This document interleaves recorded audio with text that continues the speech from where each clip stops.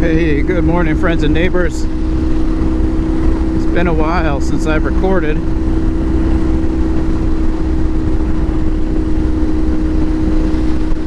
I'm out today crossing the Hood Canal Bridge on my way to get a couple of the BMW Grand Tour points out here on the western side of Washington. The first one out here on the Olympic Peninsula, and the second one down quite a bit further south. As you can see, it is a glorious Pacific Northwest summer day.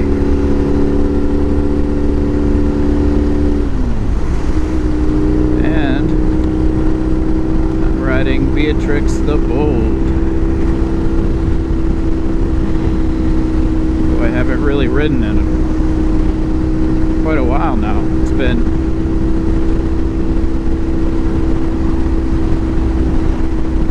months really, other than kind of riding around the neighborhood after I replaced my brake pads and stuff. Dolores, the DR650,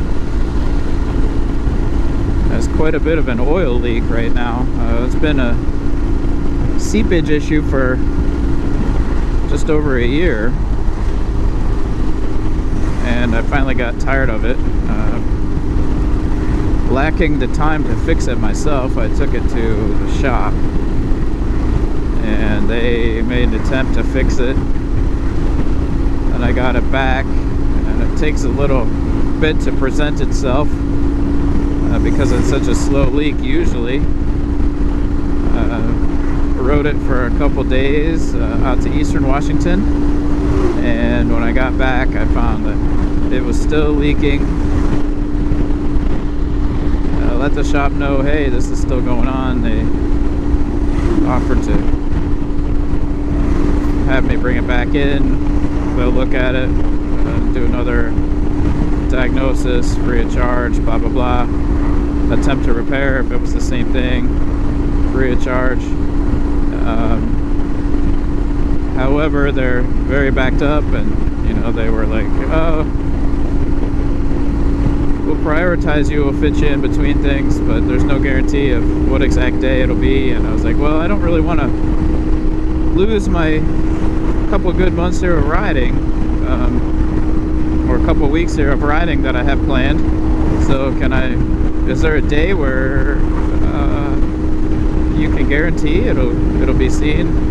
And they were booked out until the end of July, and I was like, oh, all right, well, it's not that bad, thinking it was the same as it's been. But then after I rode it to work Monday, I started really seeing the oil. I mean, it's all over my pants, which it's been, but that's just been seeping, but it got noticeably worse. Actually, a couple drops of oil on my garage floor, which never was the case. The oil it leaked so slowly that it would either smear on my pants or burn off. And now it's enough that it's actually creating drops. Not like a pool, but drops of oil on the garage floor as they kind of pool and I guess runs down off my skid plate. So called back. Be bringing it back in there on Friday, tomorrow actually, to get it worked on again, and they'll fit it in as soon as they can. So likely won't have it back for a couple weeks. So here I am on Beatrixe, again doing this BMW GT. I really had wanted to do it on the DR, but such is life. I'll do it on this for the last few points that I need for Washington State. Yeah, so this weekend, actually today, is the first day of Tour Attack, and yeah, I'm not going this year. I've really enjoyed it. It's not anything against Tour Attack itself. I've just been in this place where I just don't want to be around the crowds this year. I have canceled my other trips or my other events as well that I had planned to attend. Touratech being the first, and then Rocky Mountain Roll. I had planned to go to that. Had a good time at that last year. Oh my, what? Wow, this is very different. What the hell? Holy shit, this is way different. Oh, the roundabout they're putting in. Nice. Interesting. That's quite a hard left turn when you're coming back off of that road and turn it left there. That'll be interesting. Some people are going to hate it, but I think it's a good idea. Anyway, where was I? Yeah, Rocky Mountain Roll. That's Amanda Zitto's event in Montana. I went last year for the first time, had a good time. It's very laid back. Not really riding focused, other than you know, it's a bunch of motorcycle people. But yeah, I just don't feel like being around that many people. And lastly, Critter Moto's Get Lost Find Yourself event. I am a big supporter of that. Well, I should say big. I'm a little supporter of that monetarily, but a big supporter of that in terms of the message that he's putting out. I think it's a great effort that he's doing. You know, there's a lot of push lately about men's mental health, and having some of those kind of struggles. Actually, that's probably what is causing me to change my plans for the summer.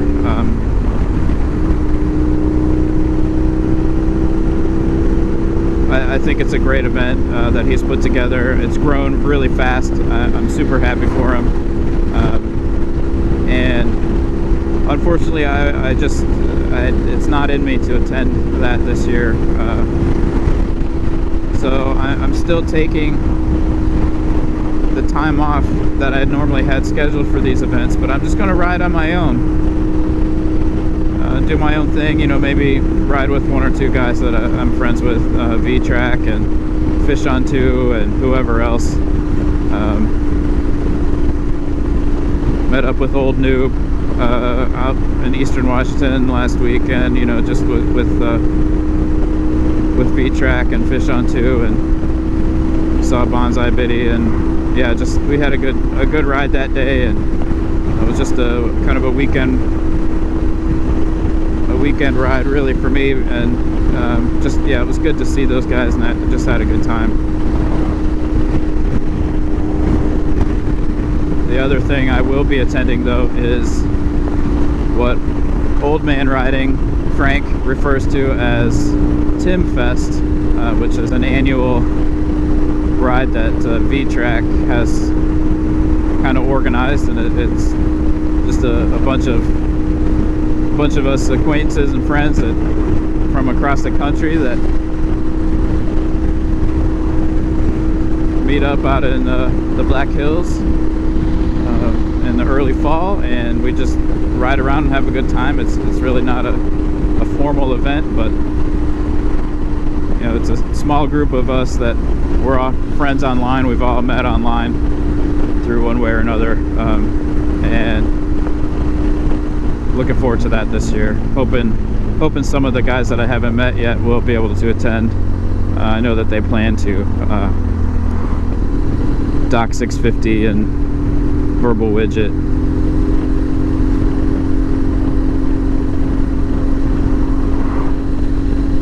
To name a couple. Looking forward to meeting those guys in person finally.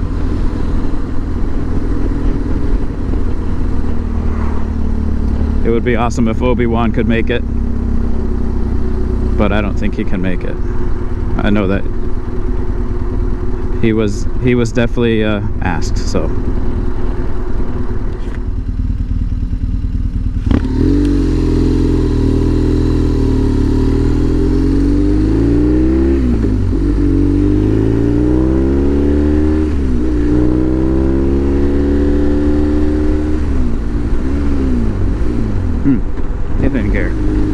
wearing new boots, and I can't. They're stiff. I can't feel the gear shift like I'm used to.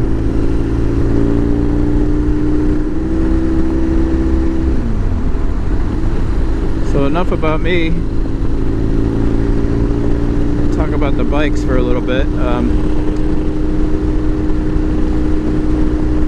For the South Dakota trip this year, I wanted to take the DR650, and I still may. I am setting it up for more roadworthiness. I've got hard panniers coming for it. I've got plans to put the more roadworthy tires on it, more road focused, I should say.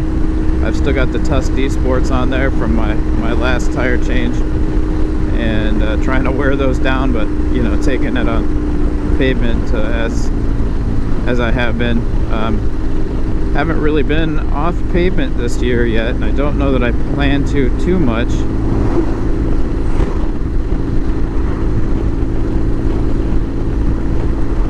But we'll see. Also thinking about putting a 16-tooth front sprocket on it, just to give it a little bit more, you know, longer legs for freeway travel. It's so comfortable to ride that bike compared to any other bike that I've owned, and I really enjoy it more than this bike. Don't get me wrong, this bike is very capable. It just does not fit me well, this BMW. So I'm planning to sell it. I may actually list it next week after this weekend's riding. I've got a couple more longer destinations in mind that you know, I'm gonna have the DR back in the shop, so this bike will be the bike of choice for a couple of the couple more longer rides. A few hundred miles today is one of those, and I plan to go to the southeast part of the state Monday. If I make it that far, we'll see. And if I sell this bike, then I'm in the market for another bike potentially. We'll see. I've got some, I won't go into that too much, but there's always something, you know what I mean? There's just always something come up that the responsible me would not buy another bike. Even though there's some very good deals around right now for some very good bikes. Both new and damn nearly new. Still thinking of a cruiser. Perhaps a more laid back kind of mid-sized cruiser. I've also been looking hard at the NC750X, the Honda NC750X. Not an exciting bike by any means, but I'm not looking for an exciting bike per se. I'm looking for something reliable and stress-free, and you can't get any more than that than a Honda NC750X. I think they look great as well, but more importantly, the DCT, I'm really considering that. Look at all that fog. This is near Mount Walker here, and this is one of my favorite parts of this road. Just especially on a day like today, I really like that low-hanging clouds up, kind of obscuring the trees. I really love riding on a day like this. I know a lot of people don't like rain, but man, I think it's so pretty to ride through the mountains on a rainy day. But yeah, other than being too big for me, and I just can't get the ergos right, you know. I don't want to put a whole lot of money into trying to fix that. I think the seating position is just a little too cramped for my old, poorly made hips.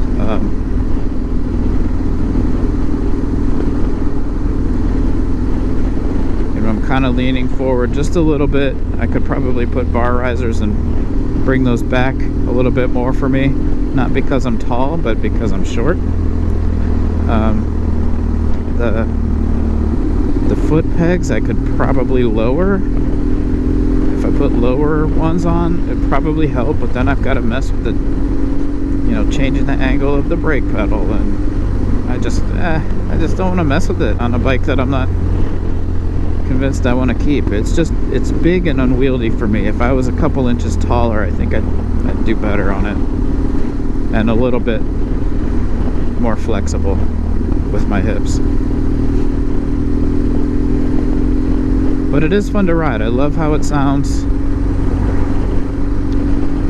It's been very reliable. It's fun to work on, actually. I really enjoy working on it. What little I've had to actually work on it, really just maintenance. A lot of people hate the German-made vehicles to work on, but man, I've worked on a Volkswagen recently, and everything just makes sense the way it's set up. I mean, there's some things probably that are going to be a pain in the ass, and you always need some kind of crazy tool. But I've been able to cobble together some stuff that works. Stuff it's protected in a certain way, and I don't know, it makes sense to me the way some things are put together. It's just when I take it apart, I'm just like, oh man, that's kind of ingenious.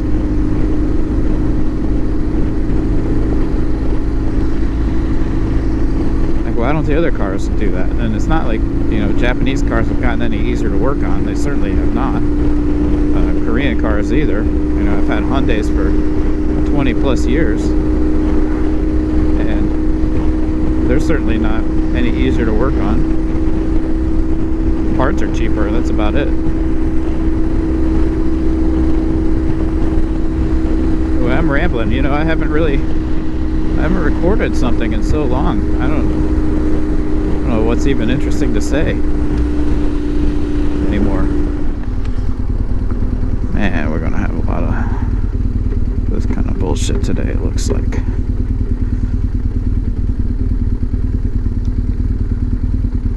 What they're doing. I'm wearing my new boots. I've got the Forma adventure boots. My second pair. My first pair, I've got probably 60,000 miles on them. And I've had them for 8-9 years. They're so comfortable, but they are getting worn out.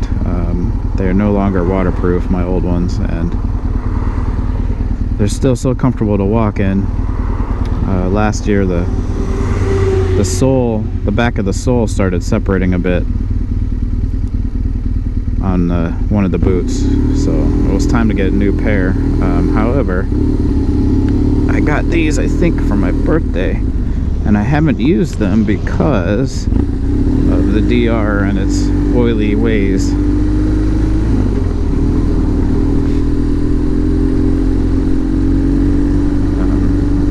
The way the oil kind of blows back on the case with that seepage, it gets on my pant leg and it gets on the top of the boots, and I didn't want to do that with my new boots, so I've just been wearing my old boots. But this bike doesn't have that issue, so we're wearing the new boots today for the first time. And I'll tell you, although comfortable and dry, they are not broken in yet, so it's a little it's a lot different. You wear the same boots for 8-9 years almost every day riding, and you get used to how things feel. So this is really only the second pair of motorcycle boots I've ever owned, and it's of course the same kind, just gonna take a little breaking in. They get a little bit more flexible, and then you have a little bit more feel for the bike as the boots wear in. So that's gonna be Actually, I was actually kind of nervous about it today because like I said, this is only the second pair of motorcycle boots I've ever had, and I really, you know, being on this big bike that I'm not as familiar with anymore.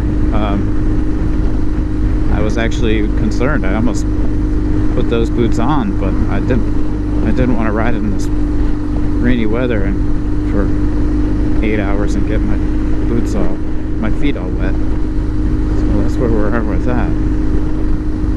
Well, I'm just rambling. This is gonna be a long video, and I'm just gonna probably just post it all, just a few clips. You guys can watch it or not. I don't care. I'm gonna fast track this one, I think, because I was really on a string there where I was releasing multiple videos a week for, I think, 3 weeks maybe. I was getting good traffic on my DR650 videos, my BMW South Dakota trip videos not so much, but really those are more for me than anybody else. Share a little bit about work.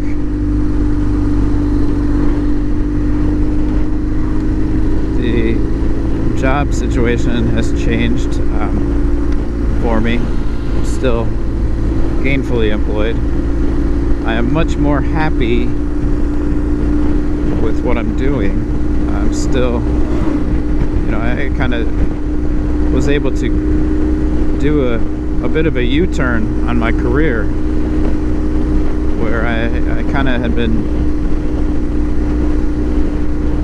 I don't want to say unwillingly,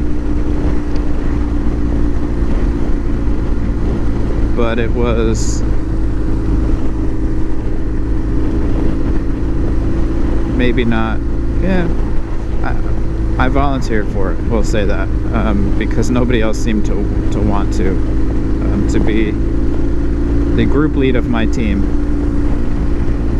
My team is great, but that took me out of a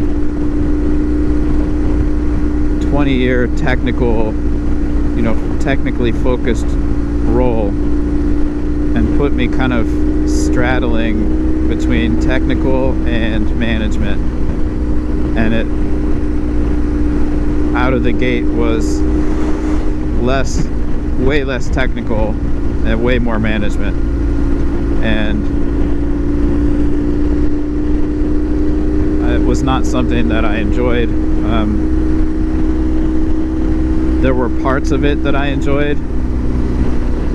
You know, I enjoyed helping my team succeed. I enjoyed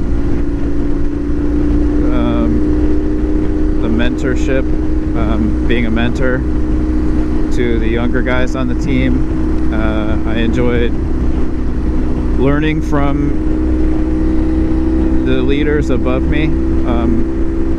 I learned a lot about how the organization works and the things that you need to think about and see, and even the way information flows upward out of the individual contributor roles to the managerial roles. I think I gained valuable experience with that will help me grow later. You know, I can be a more useful tool for management, I guess, in an individual contributor role, because I have a little bit more knowledge of what they need.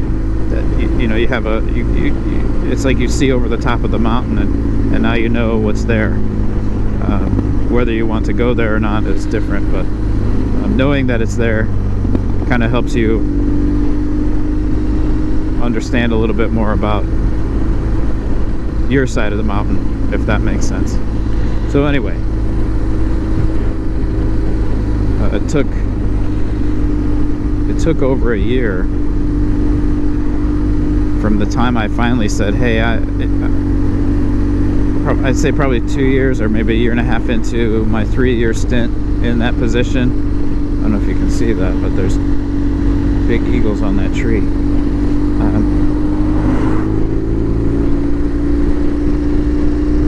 I think probably a year and a half into the position, I told my manager, like, hey, I'm ready to get out of this. I'm not really enjoying it. We didn't really have a way for people to, we didn't have a candidate to take over easily because of some other stuff, and largely it's probably why I landed in the role anyway. But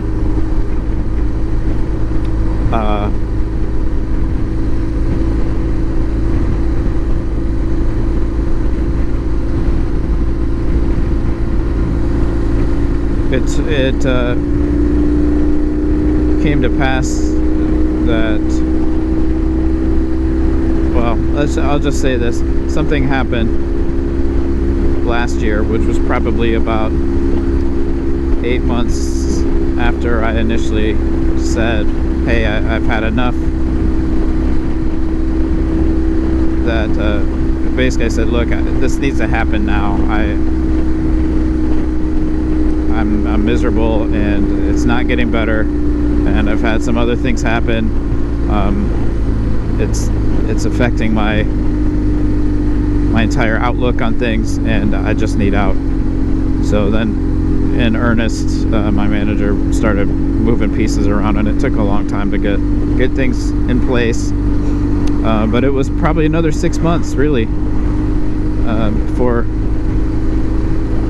it finally happened. So yeah, about a year and a half of me having waited beyond my, really, what was my breaking point.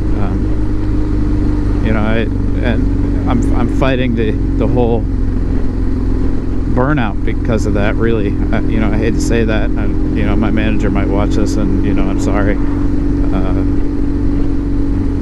I'm definitely not, I don't hold a grudge or anything. God, this sucks, riding behind this truck. I definitely know it was a struggle, and there was a lot of waiting for corporate to make decisions and approve things. So,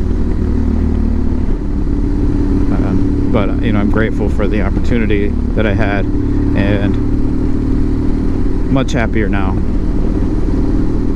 But I think that's a contributing factor to why I just wanted to do my own thing instead of go to the events this year. Long story, coming back full circle to that shit. So anyway, pretty day down here. I'm debating going home instead of going all the way back, all the way down to my, ooh, there buddy, my last destination. But if it's gonna be sunny for a little bit, that's gonna sway my decision. I got my first destination of the day down. That was Triton Cove State Park, one of the points on the BMW GT, and will be the 4th point that I've collected. I am in no danger of finishing ahead of anybody, but that's not why I joined it this year.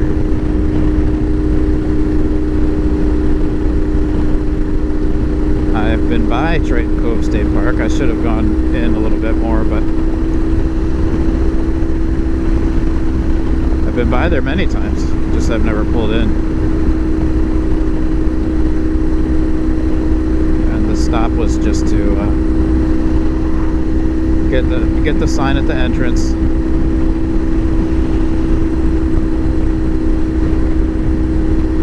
It was still raining when I got there, so and I'm not, you know, to be honest, I almost dumped the bike. It was a little off camber, very minor off camber stop with the lean to the right, and I have a stiff right knee, and I went to put my foot down and almost went over. I caught it though.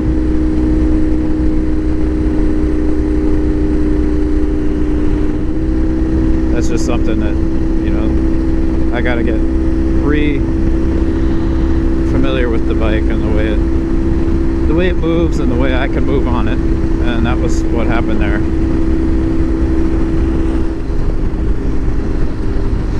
A few curvies up here. Wouldn't necessarily call them twisties, but this is a nice section of Highway 101. Highway 101 loops around the Olympic Peninsula and is also the Pacific Coast Highway. So if you follow it on down south, follows the coastline here and there, especially through parts of Oregon and California.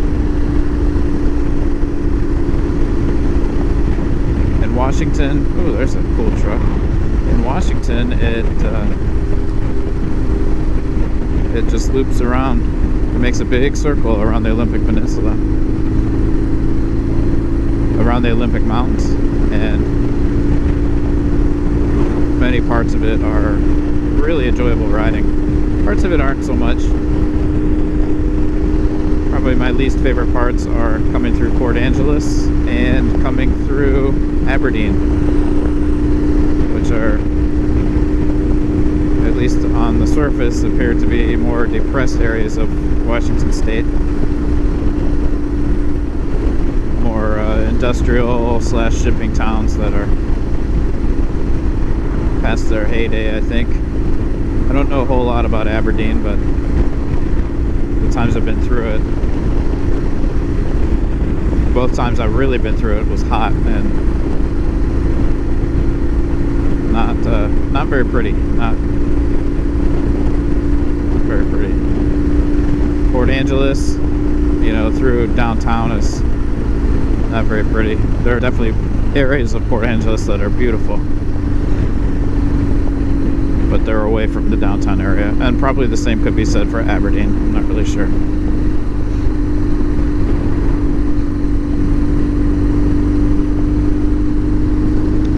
I've probably been on some of the prettier parts of it when I did my off pavement ride around the peninsula. But back then I was not familiar with the state at all. I was fairly new to the state and didn't really know the areas. Not that I know them super well now, but I wasn't as familiar with where I was located in the state as we did that in relation to anything else. I knew I was on the western side of the state, but I didn't really know the lay of the land as far as where other cities were and other areas. So I'm a little bit more versed in that now. But I haven't done that loop since. The last time I drove around was in a car, so it was all pavement.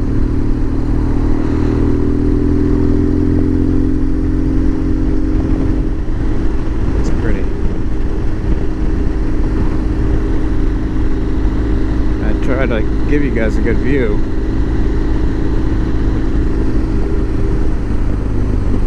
While also side-eyeing the road. And sometimes I don't turn my head enough. I think I do, but I don't. When I look back at the footage, it's not. I realize that my field of view in my helmet is a lot wider than your field of view on the camera. So even though I'm turning my head and can see so much, you guys cannot see so much. So I've been down here to this little place, the Tides Family Restaurant. It's kind of funny.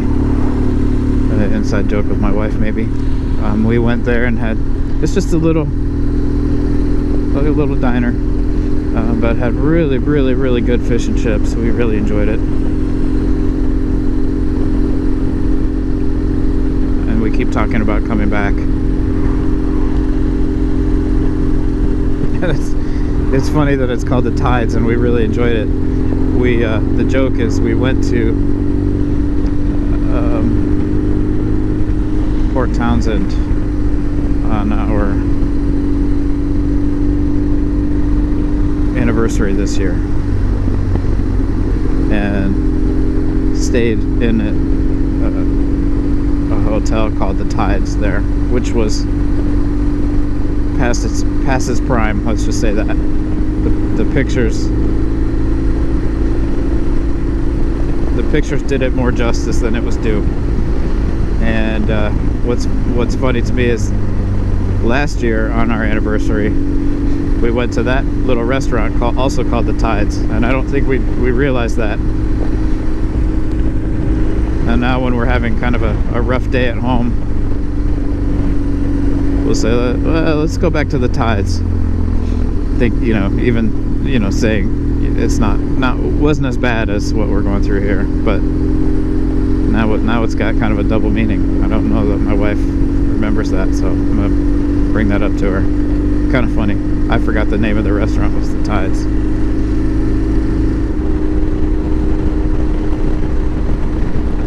Alright, here we are on 101 South. I have decided to push on. I was waffling if I was going to actually go all the way down to Grays River Bridge, which is my next point, and I did decide to continue on. I had a nice bit in the sun for a while, and now we're back into kind of a gray, cool air. It's quite windy actually. I've got about 60 miles to go to my destination, so it would be silly to turn back now, although still just over an hour of riding. The bike is doing great. I did have some pausing there with a lot of construction closing the road. In one spot I must have sat there 10 minutes while they did something up ahead before they let us through. That kind of sucked. But other than that, it's been an enjoyable ride through some not so great parts, just through construction stuff. But other than that, it's been pretty good.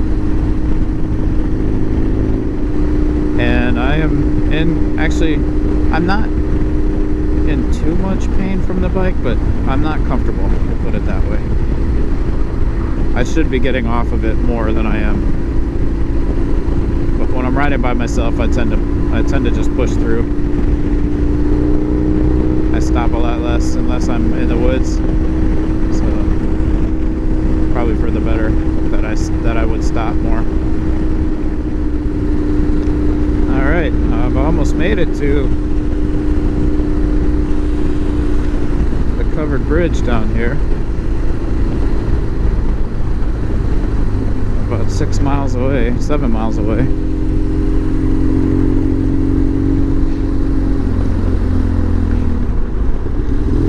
The last part of this ride has been just great. A few cars. Even the part on 101 where I last filmed was probably half hour ago, maybe. I'm not even sure. And that was nice too. It was a few cars and just sweeping curves.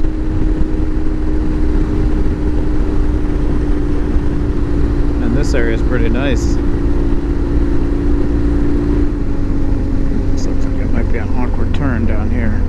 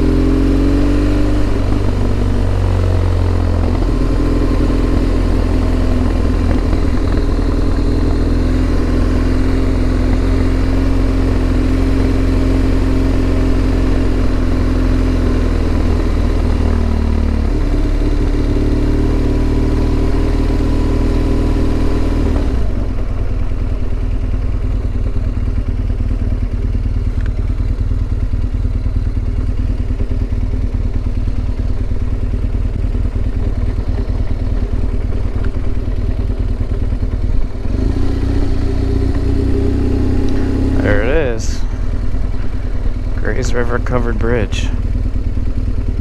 Wow. Can you go through it? It's not closed. Super cool.